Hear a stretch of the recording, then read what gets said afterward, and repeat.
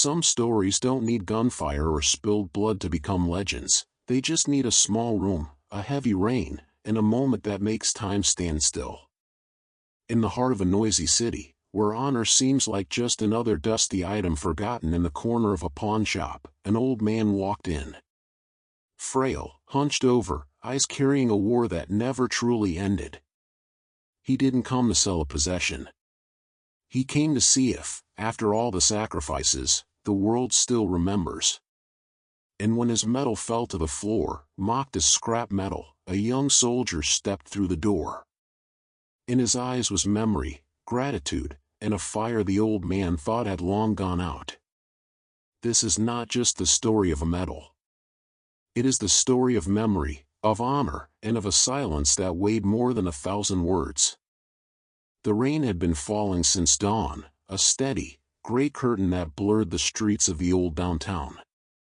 It wasn't a dramatic storm, no thunder, no lightning, just an endless downpour that seemed to wash color from the world. Thomas Walker stood under the cracked awning of Grady's Pawn and Collectibles, watching rivulets of water drip from the corner of his worn hat. His coat, once a crisp army green, had faded into a dull olive over the years, its seams frayed, the buttons mismatched. He looked down at the small wooden box he held close to his chest, as though shielding it from the elements, though he himself was soaked to the bone. He hadn't set foot in this part of town in years. So much had changed. But Grady's neon sign still flickered with the same sputtering hum. Inside, behind the fogged-up windows, lay shelves of forgotten instruments, dusty watches, and lonely memories traded in for quick cash. For Thomas, this wasn't about money. It hadn't been about money in a long time. This was about truth. About what remained. He stepped inside. The bell above the door let out a half-hearted jingle, as if even it had grown weary with age. The warmth inside was a lie, stale, tinged with the metallic scent of old electronics in disuse. Behind the counter, a man in his 30s glanced up from his phone. He wore a backwards cap and a hoodie, clearly not the Grady Thomas remembered. "Can I help you?" Thomas didn't answer right away. He took a moment to close the door behind him, water dripping off his coat onto the rubber mat. His eyes, sunken beneath heavy brows, scanned the shop like a soldier assessing unfamiliar terrain. Then he stepped forward and placed the wooden box on the glass counter. "I'm not here to sell," he said, his voice hoarse but deliberate. "I just need to know what it's worth." The young man raised an eyebrow, eyeing the box. "You mean money-wise?" Thomas nodded. "All right," the man said, drawing the box closer. "Let's take a look." He undid the brass latch and lifted the lid. Inside, nestled in aged velvet, was a silver star medal, tarnished, but unmistakably authentic. Alongside it lay a photo, a black and white image of 4 young men in uniform, all smiles, arms slung over shoulders, caught in a moment of rare peace. Thomas stood in the center of that photo, younger, stronger, his eyes full of fire. The man blinked. "This is military, right?" "Silver Star," Thomas replied. "Third highest decoration for valor in combat." "Damn," the man muttered, more out of surprise than reverence. "So what, you want to pawn it?" Thomas's jaw tightened. "No. I want to know if it's worth anything now. After all this time." Part 2, Echoes of the Past. The clerk turned the medal over, squinting at the engraving on the back, "For gallantry in action." He glanced again at the old man, sensing something unspoken in his request. "Look, man. I don't really deal in military stuff. We get dog tags sometimes, army knives, but this is different. This is personal. You sure you wanna?" "I don't know, test its value like that?" Thomas leaned forward, his voice dropping. "You ever kill a man, son?" The clerk froze. No, sir. Then you don't know what it costs. Not just the medal, but what it took to earn it. I buried 3 friends for that thing. And now, I sit in a room by myself, wondering if it meant anything. If anyone remembers. The words hung heavy in the air. The clerk looked away. Thomas sighed and sat on a nearby stool, his body trembling slightly from the cold, or maybe from something deeper. I was 23, he continued, not looking at the clerk. We were pinned down near a village in Quang Tri, ambush. Gunfire everywhere. I dragged 2 of my men out of the kill zone, carried another after a mortar hit his leg. Saved them. That's what the citation says. But I couldn't save the last one. Marcus Hill. Best damn medic I ever knew. Bled out in my arms. He paused, as if reliving it. They gave me a medal. I put it in a box. And I never spoke about it again. Part 3, the customer in the back. A rustle in the back of the store broke the moment. An older man, maybe mid-60s, wearing a gray wool coat and thick glasses, emerged from behind a display of vintage radios. He had been browsing silently but now stepped forward, drawn by Thomas's voice. "Excuse me," the man said quietly. "Did you say Quang Tri?" Thomas looked up, startled. "Yeah. 71, you know it?" The man nodded slowly. "I was Navy. Riverine Patrol. We passed through there. I remember the stories. An army platoon cut off by VC snipers. 4 dead, 8 wounded. 1 man held the line." "That was you?" Thomas didn't answer, but his eyes met the stranger's in a way that said everything. The man removed his cap, placed it over his heart.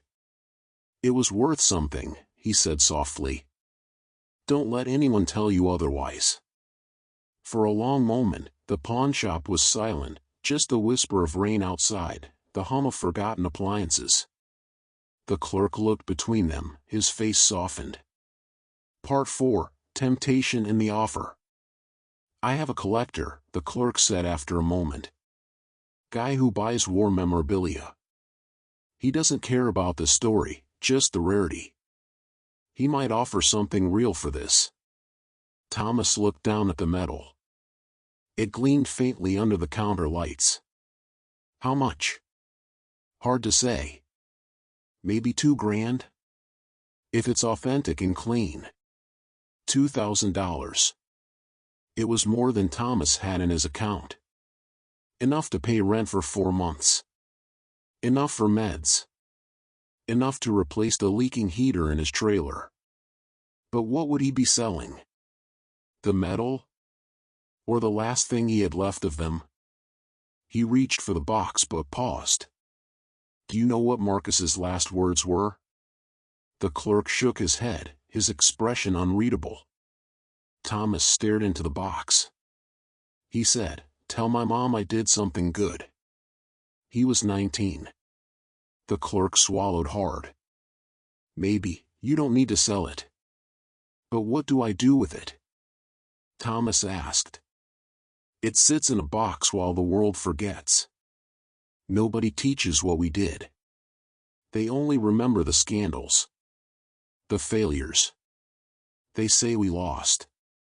But we didn't lose everything. Not if someone still remembers." Part 5, A Young Girl and a Decision. The door chimed again. This time, a young girl entered, no older than 15. Her hoodie was soaked, her cheeks flushed from the cold. She looked around, clearly unfamiliar with the place. "Can I help you?" the clerk asked. She hesitated. "My grandpa said to come here if I ever needed help. He passed last year. Name was Marcus Hill." Thomas froze. The girl noticed him immediately. Something about the way he looked at her made her step closer. "Did you know him?" she asked. Thomas stood slowly, his hand trembling on the counter. Marcus Hill, medic? From Baltimore? Her eyes widened. Yeah. You knew him? He nodded, voice thick with emotion. He saved my life. Tears welled in the girl's eyes. I never got to know him. I was just a baby. But my mom used to say he was a hero. I always thought she was just being sweet. Thomas looked down at the medal. Then at her. He was more than a hero. She stepped closer. Can I see the medal? He opened the box and turned it toward her. She stared at it, awestruck. I want to be a nurse, she said quietly. Maybe join the army. I want to do something that matters. Thomas closed the box gently and pushed it toward her. Take it. She blinked. What? It's his. Not mine. It always was. Her hands trembled as she accepted the box, holding it like something sacred.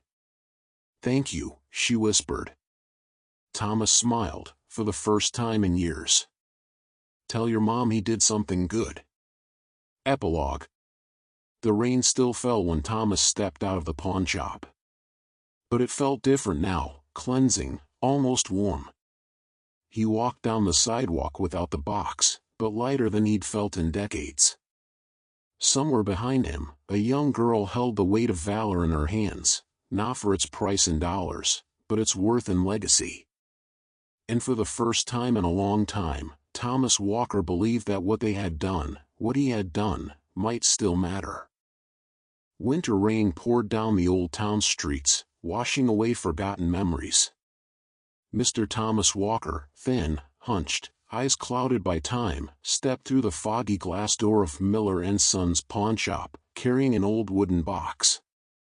The box's lid bore scratches and scuffs, but inside, he held what he considered his last sacred possession, a Silver Star medal. He wasn't seeking money or an escape. He merely wanted to know, after all these years, after all the blood, tears, and soul left on the battlefield, did honor still hold any value? The doorbell chimed sharply. Inside, flickering fluorescent lights illuminated a dusty, cluttered space, old wristwatches, broken speakers, and vintage gaming consoles. A young man in a gray hoodie named Kyle sat behind the counter, fiddling with his phone. Beside him were two other young men, dyed hair, chewing gum, laughing incessantly. Thomas approached the counter, placing the box on the slightly cracked glass surface. I'd like to ask, does this still hold any value? Kyle lazily lifted his eyes from the screen, smirking. You planning to sell that? A wooden box? Thomas opened the box carefully, as if unveiling a part of his soul. Inside lay the silver medal, the Silver Star, gleaming under the light. Alongside it was an old, faded photograph of 4 young soldiers amidst the Vietnam War. Kyle whistled. Whoa, a medal? Looks fancy. The blond guy next to him laughed loudly. Bet the old man picked it up at a flea market. Thomas remained silent, his hand resting on the box's edge. This is a Silver Star, he said slowly. I received it after the Battle of Quang Tri in 1971. I'm not here to sell memories. I just want to know if, after all these years, honor still means something. Honor? Kyle sneered. We sell toys and game consoles here, not honor. The blond guy burst into laughter. Why not sell that piece of scrap metal? Might be enough for a bowl of noodles. Aren't you hungry, old man? Thomas clenched his fists, knuckles turning white. It's not scrap metal.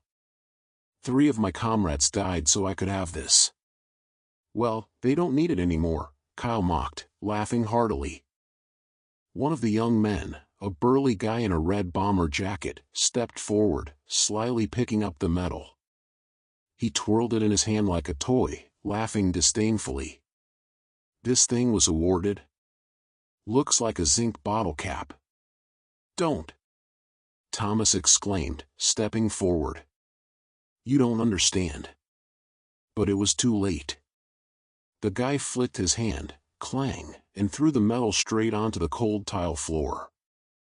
The sound of metal hitting the ground echoed like a bullet from the past. The atmosphere froze. All words and laughter ceased. Thomas stood still. His eyes, which had witnessed friends torn apart by grenades, now clouded with a different pain, humiliation. Slowly, he knelt down. His trembling hands picked up the medal. His face showed no anger, only profound disappointment, as if a part of his soul had been trampled. I once thought, even if the world changes, people would remember, he murmured. But perhaps I was wrong. All right, calm down, sir, Kyle said, somewhat awkwardly. Just a bit of fun. That wasn't a joke, a female voice rang out from behind. All eyes turned to the just-opened door. A girl about 17, wearing a school uniform, entered. It was Ivy, Thomas's granddaughter, whom he had quietly supported despite living hundreds of miles apart. She walked straight in, eyes blazing with anger. My grandfather saved 3 soldiers' lives. He nearly lost his own for this country. And you dare throw his medal like trash? Kyle looked flustered. The guy in the bomber jacket shrugged. What can you do? Ivy said nothing. She pulled out her phone, pointing it directly at them. Let social media judge. Is this how you treat a veteran? The blonde guy stepped back. Kyle quickly spoke up. No need to blow this up. I'm truly sorry. Sorry isn't enough, Ivy said. You've trampled on history. A middle-aged man entered, wearing a raincoat, a familiar face, Mr. Martinez, the local high school history teacher. Seeing the scene, he quickly grasped the situation. Thomas Walker, he said softly. The soldier from Quang Tri in 71? Thomas looked up, slowly nodding. I've taught about you. A lesson I always impart to my students: there are those who live among us, silently carrying war and honor. And if we forget them, we forget our nation. Ivy handed the medal to Mr. Martinez. He wiped off the dust, holding it up like a treasure. This isn't scrap metal, he said. It's a testament to bravery. A moment later, Kyle clumsily returned the wooden box. I'm truly sorry. I didn't understand. Now I do. Thomas looked at Kyle, his voice deep. Understanding isn't enough. Remember. Teach others to remember. Kyle bowed his head. I'm translator. Ivy held her grandfather's hand. You don't need to sell anything. We'll keep it. For me. For the future. And for the first time in many years, Thomas smiled. The Silver Star medal was placed back into its box. But this time, it wasn't shrouded in the silence of forgotten memories. It shone as a beacon for a new generation ready to preserve it. Not everyone understands, but there are still those willing to listen. And so, honor, though scarred, remains alive. Rain clung to the window panes of the pawnshop like tears that refused to fall. Outside, the storm continued its steady assault, graying the city and masking the cries of a world too fast to remember. Inside, the silence was nearly complete, an unnatural hush that hung heavy in the aftermath of violence, heavier than the chill that had crept in with the rain. The metal lay on the scuffed floor, its dull sheen glinting weakly under the fluorescent lights. Thomas Walker stood still for a moment, staring at the fallen silver star like it was something sacred desecrated. His shoulders trembled, not from fear, not from shame, but from a storm long buried beneath his aging bones. The laughter from moments earlier had evaporated, leaving behind only the acidic residue of mockery. The boys, Kyle included, were silent now, their bravado shaken but not yet humbled. Slowly, the old man bent down. His knees cracked audibly. His breath came in a rasp. And yet, when his hand finally wrapped around the metal, there was no hesitation, only reverence. His fingers, worn and tremulous, brushed the edge of the star as if afraid to mar it further. He lifted it gently, cradling it like a relic, a memory made metal. As he straightened up, his eyes didn't seek pity or rage. They simply met the room with a wearied calm, an unspoken gravity that silenced even the whisper of wind beyond the door. And then he spoke. "I didn't come here for sympathy," Thomas said, his voice low but resolute. "I just wanted to know if anyone still remembers why this medal was ever given." The words struck the air like thunder. No one moved. Not Kyle, whose smirk had vanished completely, nor the teenagers who suddenly found the floor intensely interesting. A flicker of discomfort crossed their faces, not just embarrassment, but something deeper, more primal. Shame. Thomas looked down at the silver star resting in his palm. "They told us this meant something. That when the years passed, and the wounds faded, people would remember, not just the medal, but the sacrifice behind it." He paused, eyes drifting to the wall as if seeing through it. "But memory, it fades, doesn't it? Not the kind burned into your skin or carved into your mind, that kind never leaves. But the world's memory, it's like smoke. Disappears the moment the fire dies." Kyle shifted uncomfortably behind the counter, fingers drumming in awkward rhythm. He opened his mouth, as if to say something, maybe a joke, maybe an apology, but found no words worth speaking. Thomas took a step forward. "I watched my friends bleed for this," he said, raising the medal slightly. "Watched a 19-year-old kid throw himself on a grenade so the rest of us could live. You want to call this scrap metal?" He turned the star so its back faced them. "That's fine. Maybe it is." But it wasn't to him. There was silence again. Even the rain seemed to hush, listening. "You don't have to respect me," Thomas continued, voice softening. "I don't expect you to understand what war does to a man. I wouldn't wish that understanding on anyone. But this," he held up the medal, "this isn't about me. It's about what we owed each other.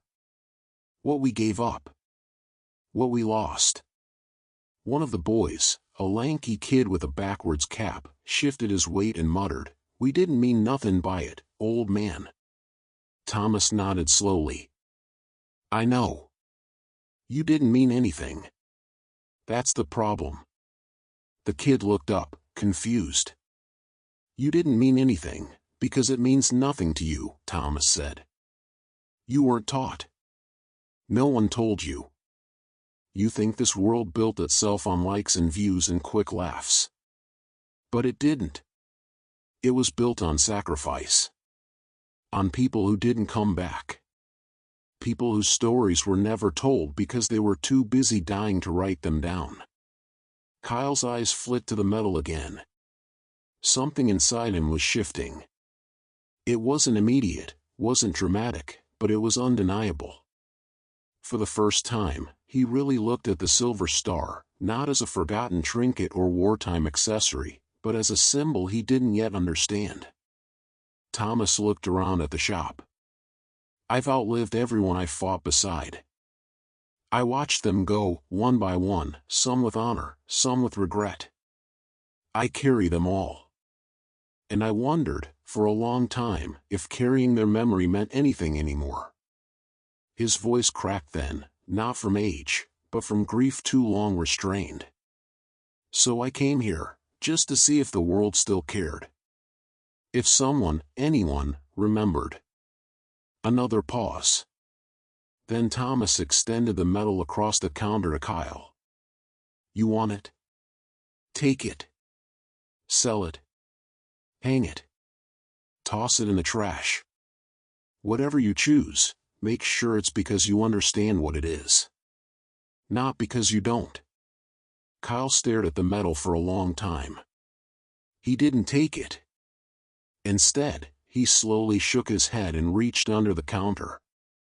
When he came back up, he held a cloth, a soft, dark velvet square used for displaying jewelry. He gently laid it on the counter. Thomas blinked. Kyle motioned to the cloth. "Set it there, sir. It deserves better than the floor."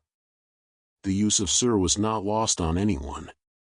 Thomas placed the metal down, a faint nod acknowledging the gesture. Kyle didn't speak again, but his expression had changed. Something sobered, quieted. The lanky kid beside him suddenly cleared his throat. "Hey, I got a cousin in the army. We don't talk much, but I dunno. Guess I should reach out." Thomas said nothing. He didn't need to. The rain was slowing now, tapering into a steady mist that streaked the windows like fading brushstrokes. Somewhere in the distance, a siren wailed, a reminder that the world moved on, with or without memory. But inside the pawnshop, time had paused. "I'll leave you with this," Thomas said, turning to the door. "You may forget the metal. You may forget my name. But don't forget the reason it exists. Don't forget the people." He turned the doorknob. And then, just before stepping back into the rain, he looked over his shoulder one last time. His voice, barely audible over the wind, carried through the still air. "Honor doesn't die, unless we let it." The door closed behind him. And for a long moment, no one said a word.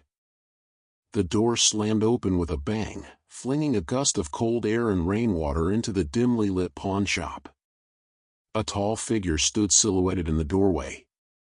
Drops of rain streamed from the brim of his Navy-issued cap, soaking the shoulders of his crisp, decorated uniform. Every movement about him was purposeful, like he carried the gravity of war with each step. Jason Miller, 28, clean-cut, upright, hadn't intended to stop at this particular pawnshop. He had just returned from a deployment overseas and was heading home for the first time in 9 months. But something had pulled at him when he passed the shop. Something more instinct than decision. So he turned around, stepped out of his truck, and walked through the storm, unaware of the storm waiting inside. The moment he stepped in, the room fell deathly silent. Kyle, the lanky pawnshop clerk with the slick-back hair and cocky grin, froze mid-sentence. The group of young men who'd been mocking Thomas Walker just moments earlier looked up, confused at first, then uneasy. Their laughter died in their throats. Jason scanned the room, his eyes sharp and trained. And then he saw it, the silver star medal, scuffed now, lying on the checkered linoleum floor like a discarded piece of scrap. He lowered his gaze to the old man kneeling beside it. Thomas Walker was still crouched, one trembling hand on the medal. The other braced against his thigh.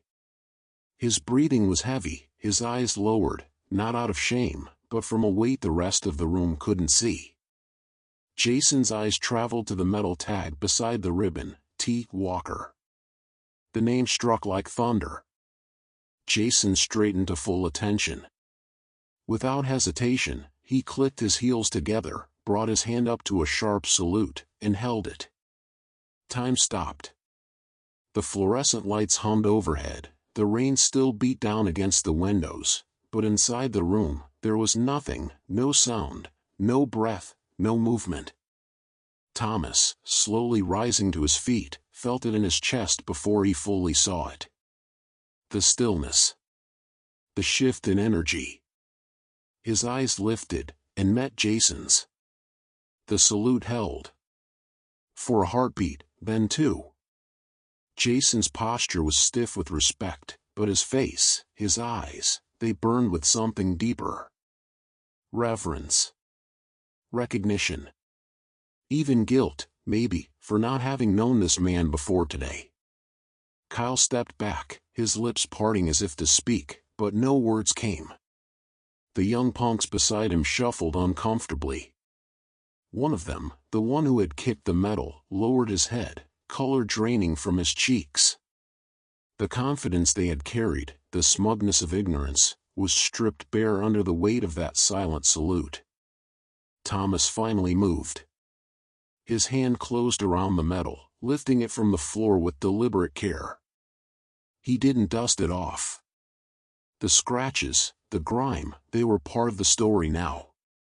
He turned to Jason, his voice hoarse, but clear. "At ease, soldier." Jason's hand dropped slowly, like letting go of something sacred. "I saw the name," he said, finally breaking the silence. "Thomas Walker. You were at Kisan." Thomas gave a small nod. "My grandfather used to talk about you," Jason continued. "He said you dragged him out when the rest had fallen back. He never forgot." Thomas blinked slowly, the lines around his eyes tightening. "Your grandfather. Lieutenant David Miller." That name hit like a blow. Thomas's jaw tightened, and for a moment, he couldn't speak. He looked away, not from shame, but from the force of memory. "He was a good man," Thomas said at last, the words soft and distant, like they were being pulled from a well too deep. Kyle, still reeling, finally managed to speak. "Wait, what the hell is going on?" Jason turned to him, not angry, but firm. "This man saved lives. He didn't just earn that medal, he bled for it. You don't toss that on the ground. You don't laugh." We didn't know," one of the teens murmured. "You didn't want to know," Jason snapped, then caught himself. He drew a breath, controlled, trained. "But now you do." Thomas pocketed the medal slowly. His hands were steadier now. "I didn't come here to make a scene," he said, his voice heavy with time. "I just wanted to know if it meant anything anymore." Jason looked him dead in the eye. "It does. To me. To the people who came after. It always will." Thomas gave him a nod, a small one, but it carried a lifetime. Then Jason turned to Kyle. "How much were you offering him for it?" Kyle stammered. $20. Jason took out his wallet. "I'll give him 20,000. The room gasped. Thomas held up a hand. "No. That's not why I came." Jason's eyes softened. "I know. But if the world forgot, at least one of us can remember properly." Thomas's gaze drifted toward the window. The rain had slowed. "I'll keep it," he said quietly. "I think I needed to see today. The ugly, and the honor." The youngest of the teens suddenly stepped forward. "Mr. Walker," he said, faltering. "I'm sorry. I didn't understand." Thomas looked at him, and for the first time in a long while, there was no bitterness, only patience. "Then understand now," he said. "And carry it forward." Jason stepped beside him. "Let me walk you out, sir." Thomas nodded. Together, the old soldier and the young warrior stepped through the pawn shop doors into the quiet aftermath of the storm. The sky had broken open, and a sliver of light crept through.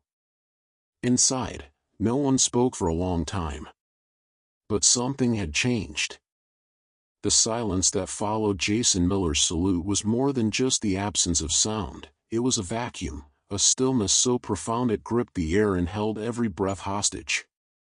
Dust motes floated untouched in the shaft of pale afternoon light seeping through the pawnshop's dusty windows. The old ceiling fan above creaked but failed to rotate, as if it, too, was holding back. Kyle's smirk faltered first. He stood frozen behind the counter, one hand still resting beside the register, the other awkwardly half-raised like he wasn't sure whether to shove it in his pocket or scratch the back of his neck. His earlier bravado, mocking, loud, smug, had drained from his face. The other young men behind him, who only moments before were laughing like jackals around a wounded lion, now shifted uncomfortably. One leaned against a shelf of old video game consoles, suddenly fascinated by a cracked PS3 controller.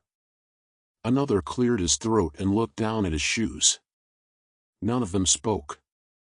Jason's gaze was steady, like the ocean before a storm, calm, yes, but with a depth that hinted at power, pain, and purpose.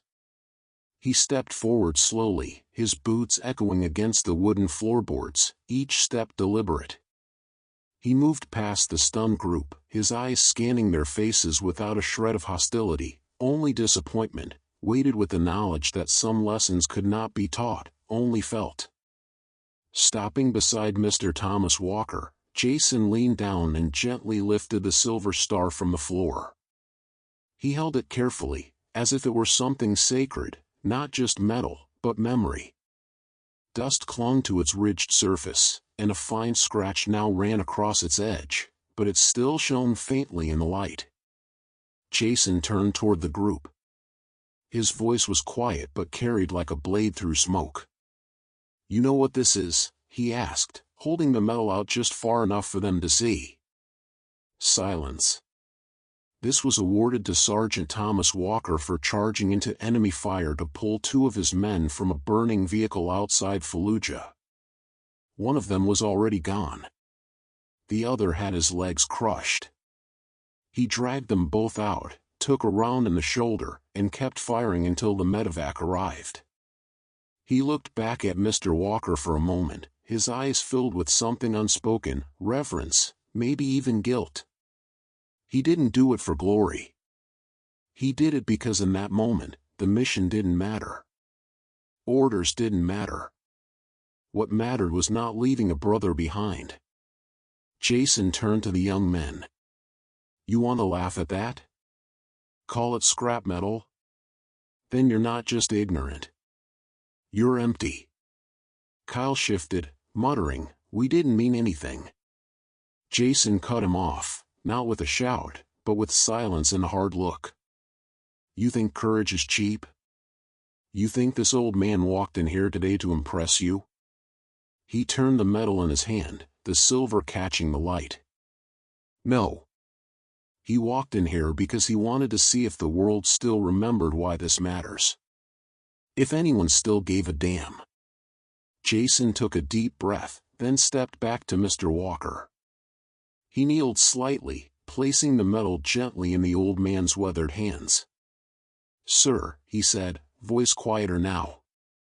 "They don't speak for all of us." Thomas Walker nodded once, emotion swelling in his throat, but he stayed silent. His eyes, tired and sunken, met Jason's, grateful, weary, and yet proud. Then Jason stood. He faced the group one last time, his voice now low and firm. "You want to know what this medal means? It means sacrifice. It means pain. It means nights you can't sleep and friends you'll never see again. It means holding your buddy's dog tags while he dies in your arms and then having to come home and pretend that everything's okay." Jason's jaw clenched. "You want to joke about that? Fine. But do it somewhere I'm not." He turned to leave, pausing at the door. With a final glance over his shoulder, he added, "Men like him carried this country on their backs. And even if the world forgets, some of us never will." The door creaked open, the bell above it chiming with a gentle, almost reverent tone. Then Jason was gone, out into the rain, his figure fading into the mist like a phantom from a better time. Inside, the silence remained. No one laughed. No one moved. Mr. Walker, still clutching the medal in his gnarled fingers, looked down at it once more. The scratch didn't matter. Not anymore. He slipped it back into the wooden box and stood slowly. Though his frame was thin and his clothes worn, there was a quiet dignity to him now, a gravity that filled the room more than any shout or insult could have. He turned to Kyle. "I didn't come for pity," he said, voice soft but steady. "I just wanted to know if anyone remembered." Kyle swallowed hard. His mouth opened, then closed. He looked away. As Mr. Walker walked to the door, one of the younger men, the one who'd laughed the loudest earlier, cleared his throat and said, almost too quietly to hear, "I'm sorry." Mr. Walker paused but didn't turn. "Don't be sorry," he said. "Be better." And with that, he walked out, the rain embracing him once again. Inside the shop, the silence wasn't awkward anymore. It was something else, respect, perhaps. Or regret. But one thing was certain, the weight of that metal would never be mocked again. The rain outside hadn't let up, but as Thomas Walker stepped out of the pawn shop, he no longer bowed under the weight of fatigue. In his hand was the metal, now scratched, but carrying something more, a salute from a younger generation, a silent promise that his sacrifice would not be forgotten. Inside the shop, the silence lingered, not from awkwardness, but from a confrontation with something they couldn't understand, and could no longer dismiss. There are moments when a single gesture, like a salute, can shift how an entire room sees the world. And there are people who, though buried by time, still carry the weight of something sacred, honor. The silver star isn't just metal. It's memory. It's blood. It's a reminder that some values should never be sold off, not in a dusty pawn shop, and not in the heart of man.